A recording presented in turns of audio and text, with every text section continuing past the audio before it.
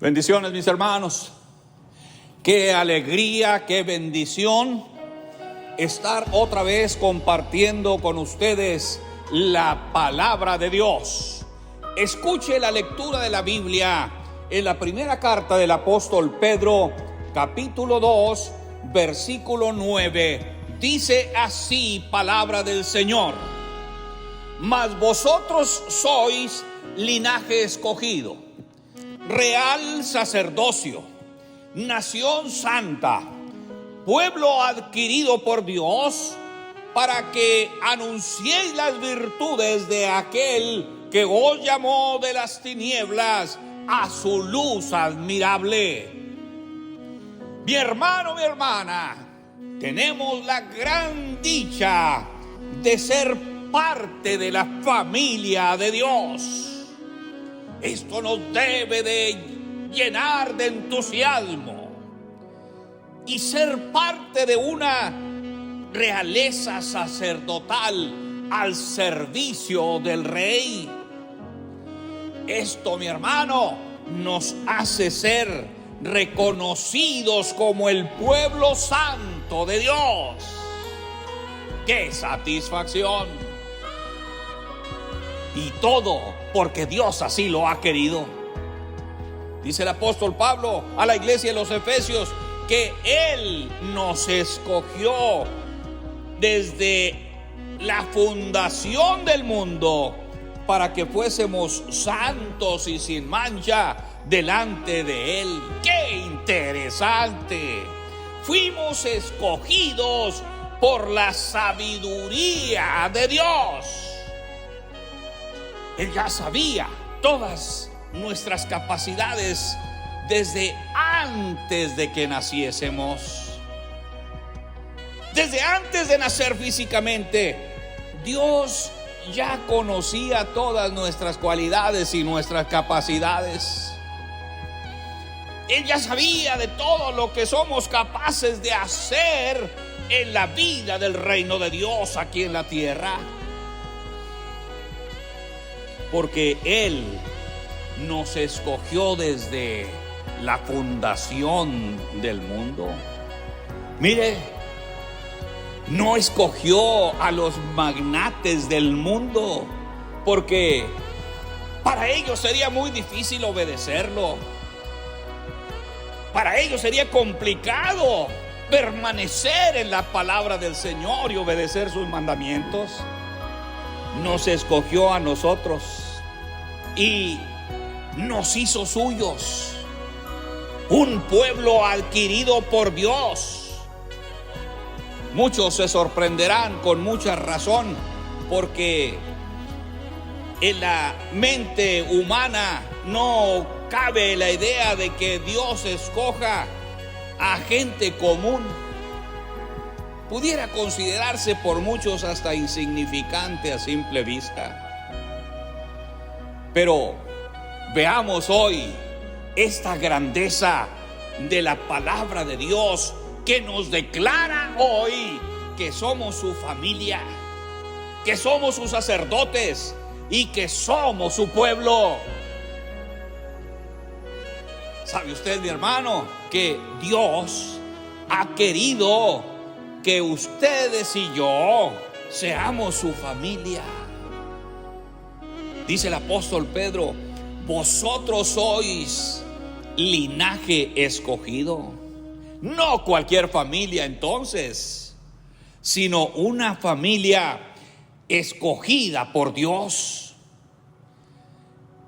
Esta grandeza divina, la carne, la mente humana no la puede entender, porque es espiritual.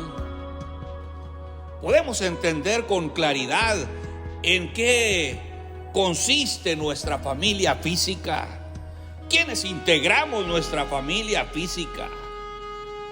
Pero de nosotros depende, mi hermano, si queremos pertenecer a la familia de Dios. Si queremos que ese parentesco, porque Él sí quiere, Dios sí lo desea, ya lo declaró: vosotros sois linaje escogido. En lo físico, muchos no reconocen su familia. Algunos son como el hijo pródigo. No quieren estar bajo la autoridad de su padre y se separan mejor de la familia. Quieren vivir lejos de todo parentesco. Pero el padre le sigue llamando mi hijo. Tengo un hijo descarriado. Tengo un hijo que no quiere estar bajo mis órdenes. Y aunque no está bajo su tutela, aunque no está bajo su cuidado y protección, sigue siendo su hijo.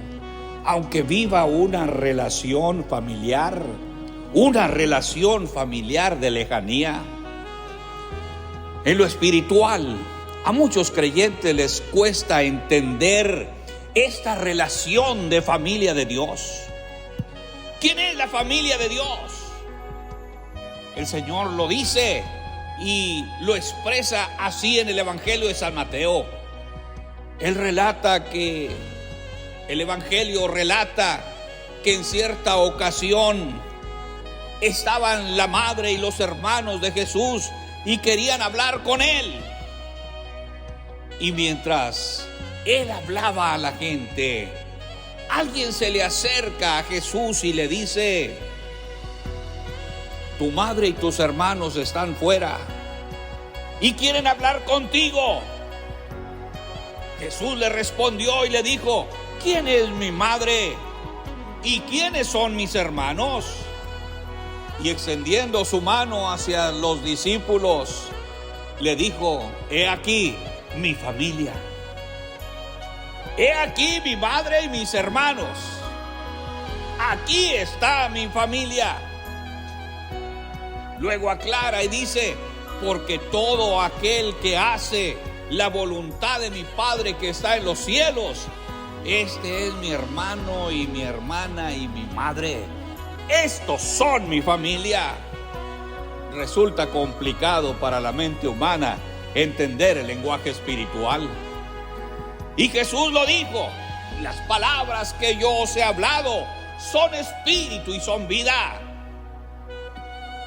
Aunque Jesús usaba un lenguaje común, era un lenguaje ordinario, su mensaje era espiritual. Si Jesús hablaba de su familia, el oído humano podía captar la idea común de familia: padre, madre, hijos, hermanos. Pero Jesús estaba hablando de sus discípulos. Entonces, ya tenemos claro.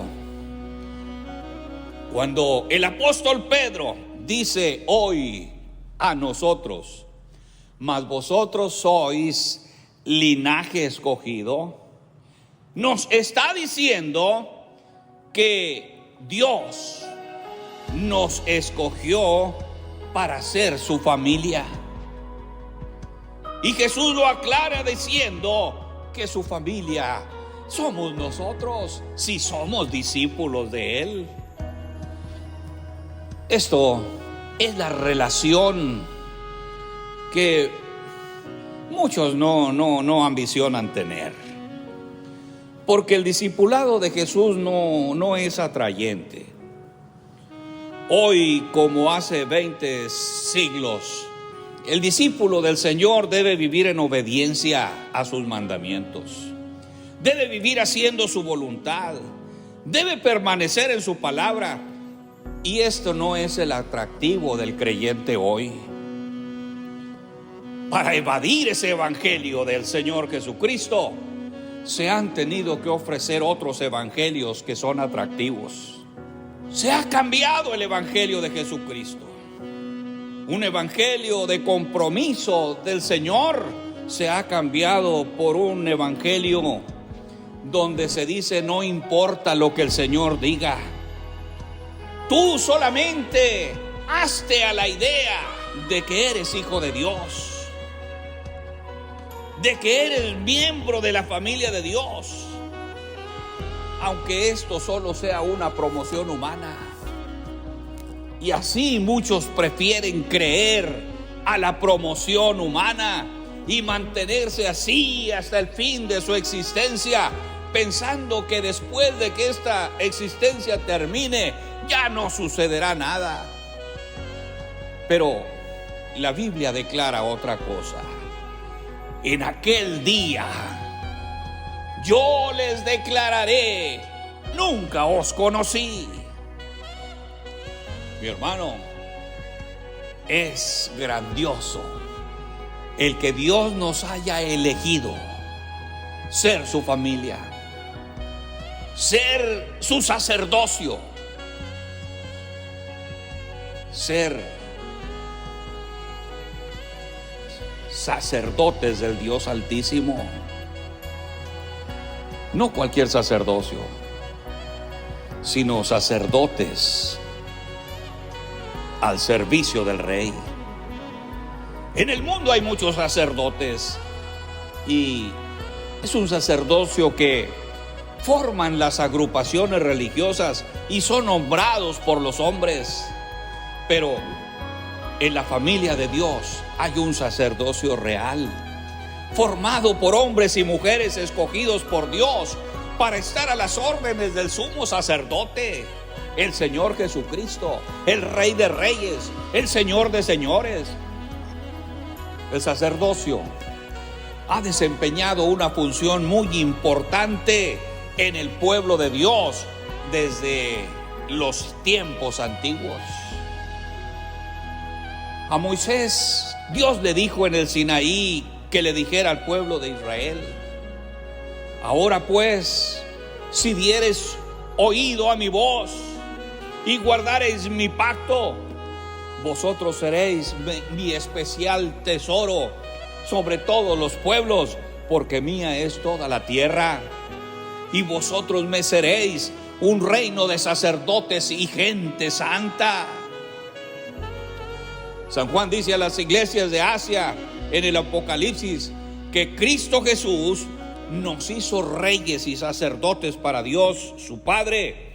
A Él sea gloria e imperio por los siglos de los siglos. Y nos ha hecho para nuestro Dios reyes y sacerdotes, y reinaremos sobre la tierra. Mi hermano, mi hermana, como sacerdotes tenemos un trabajo sagrado que realizar. La programación de grupos y organizaciones religiosas ha hecho que se nos olvide el programa de Dios, que consiste en guiar espiritualmente a la familia, en interceder por la familia, de tal manera que nuestra familia pase a ser parte de la familia de Dios y que cada uno se constituya en un sacerdote para Dios. Es cierto que en las iglesias se hacen muchas cosas buenas a nuestro parecer, pero en la vida del reino de Dios no se trata de que las cosas que hagamos buenas a nuestro parecer tengan buenos resultados según nuestros programas, sino que hagamos lo que el Señor nos está mandando a hacer. Que hagamos lo que está en el programa de Dios. No importa que nos escudemos diciendo: es que esto es lo que a nosotros nos da resultado. Es que esto es lo que yo considero que es éxito. Debemos ver muy bien si lo que hacemos está avalado por la palabra de Dios. Porque además somos su pueblo, y no cualquier pueblo, sino un pueblo adquirido por Dios. Y fue una adquisición muy valiosa, muy elevada, muy costosa, que solamente el Señor Jesucristo pudo pagar. Porque no éramos pueblo de Dios, estábamos perdidos, sin conocimiento de Dios. Pero Dios, por su amor, se humanó para proveer a la humanidad el camino a la salvación y ya no estemos perdidos. Ya no andemos errantes sin dirección en el mundo, porque de tal manera amó Dios al mundo que ha dado a su Hijo unigénito, para que todo aquel que en Él cree no se pierda, mas tenga vida eterna. El apóstol Pablo dice a los hermanos efesios que en otro tiempo, como pueblo de gentiles, estábamos sin Cristo, sin esperanza y sin Dios en el mundo. Pero Dios nos adquirió pagando el precio con su sangre. Por esto, ahora somos su pueblo. Ahora, como pueblo adquirido por Dios, tenemos esperanza y tenemos al único Dios. Y si hay esperanza y si hay Dios, hay certeza de lo que se espera y hay convicción de lo que no se ve. Hay certeza de esperanza y convicción de lo invisible.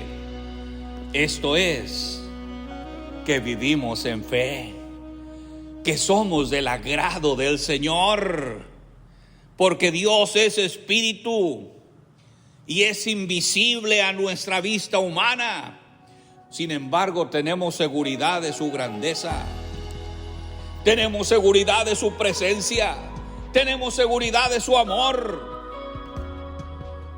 Pero ahora, mi hermano, ¿cuál debiera ser nuestra respuesta a Dios por haber hecho esta elección y por integrarnos en su realeza y por adquirirnos para ser su pueblo? La respuesta ya está dada por el apóstol Pedro. Nuestra respuesta debe ser anunciar las virtudes de aquel que os llamó de las tinieblas a su luz admirable. La única respuesta certera y efectiva es anunciar las virtudes del Señor.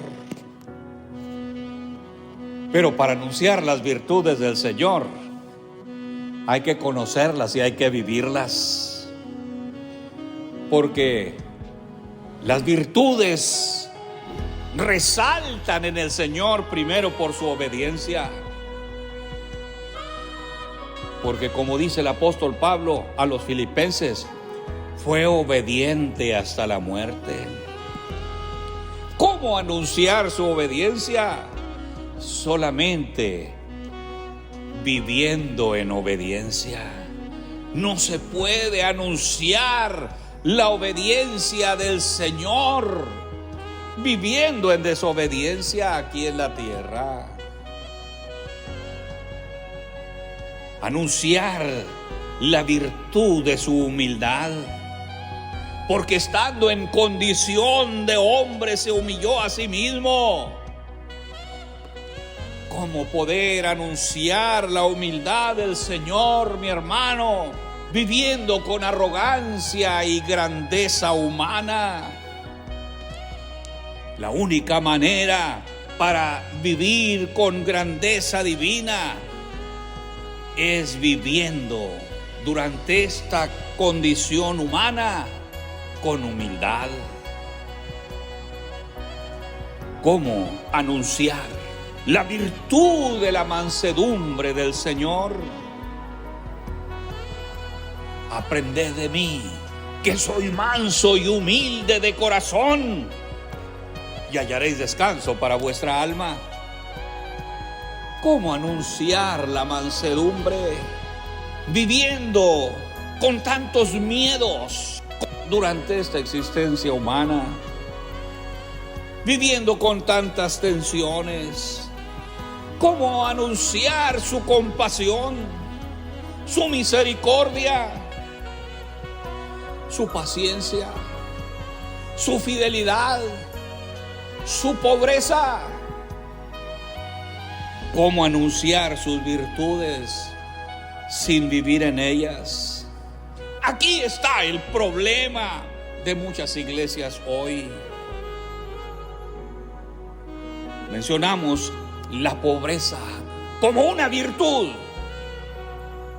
No, el Señor seguramente no quiere ver a su familia, a su pueblo viviendo en miseria, sino en pobreza. Esto es ser bienaventurado. Esto es ser feliz. Esto es ser dichoso.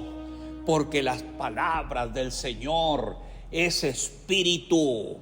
No es lo que nosotros pensamos con nuestra mente y con nuestra razón. Muchas veces la gente piensa en la pobreza del Señor. Dice, no, pues yo no quiero ser pobre. Porque piensa en miseria. Piensa en vivir abajo de los puentes. No. Anunciar las virtudes del Señor. Desde su obediencia hasta su pobreza. Y si así lo hacemos, podemos decir con toda certeza: Jehová es mi pastor, nada me faltará. Todo lo tengo porque Dios me escogió, porque me ha constituido en un sacerdocio real. Hizo una elección sobre mí para ser parte de su pueblo. Me adquirió y me adquirió con lo más valioso, con su sangre preciosa que Él derramó en la cruz del Calvario. Gracias a Dios. Gracias, Señor, porque esta grandeza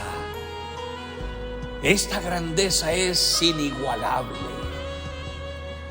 Algo que me lleva a vivir una vida superior, porque tú me has escogido para ser tu familia, para ser parte de un sacerdocio real, y me has elegido, me has adquirido como pueblo tuyo, para poder decir hoy con toda confianza: somos el pueblo de Dios.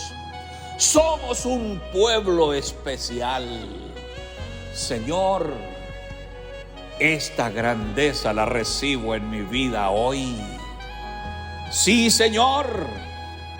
Y también te prometo vivir en tus virtudes, anunciar tus virtudes y vivir en ellas, porque solo así, Señor, puedo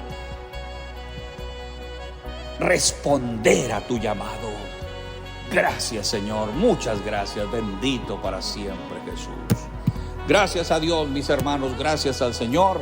Esperamos que el Señor les siga bendiciendo y aproveche el momento para decirle al Señor hoy: tómame en cuenta, estoy dispuesto a ser tu pueblo, estoy dispuesto a anunciar tus virtudes. Bendiciones, mis hermanos.